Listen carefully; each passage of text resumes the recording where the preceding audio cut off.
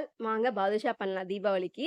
So வந்து ஒரு பாத்திரத்துல 2 டேபிள் ஸ்பூன் தயிருங்க, 1/2 டேபிள் ஸ்பூன் வந்து பேக்கிங் சோடா, 1/4 டேபிள் ஸ்பூன் வந்து பேக்கிங் உப்புங்க. இது எல்லாத்தையும் போட்டு நல்லா வந்து பீட் பண்ணி வச்சுக்கோங்க. நெக்ஸ்ட் 1 டம்ளர் வந்து மைதா மாவு எடுத்திருக்கேன் நானு. மைதா மாவையும் போட்டு கொஞ்சமா வந்து நெய்ங்க, அதாவது 4 டேபிள் ஸ்பூன் நெய்ய ஊத்தி நல்லா கொஞ்சம் கொஞ்சமா தண்ணி ஊத்தி நல்லா சப்பாத்தி மாவோட கொஞ்சம் கனமான பதத்துல பெசஞ்சு எடுத்து பண்ணி வச்சுக்கோங்க.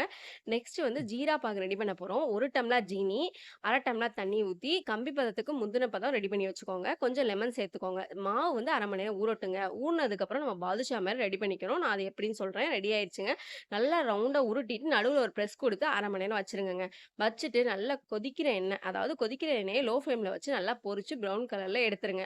எடுத்துட்டு அத வந்து ஜீரா பாகு இருக்குல்ல, நம்ம ஜீரா பாகு கம்பி பதத்துக்கு முன்னாடி எடுத்து வச்சிருக்கோம்ல, அதுல போட்டு நைட்டு ஃபுல்லா ஊற விட்டுட்டு, மார்னிங் காலைல எடுத்தீங்கன்னா, கடையில வாங்குற பாதுஷா டேஸ்ட்டுக்கு சூப்பரா இருக்குங்க. ஸோ இந்த தீபாவளிக்கு நான் ட்ரை பண்ணிட்டேன். நீங்க எல்லாரும் ட்ரை பண்ணி பார்த்து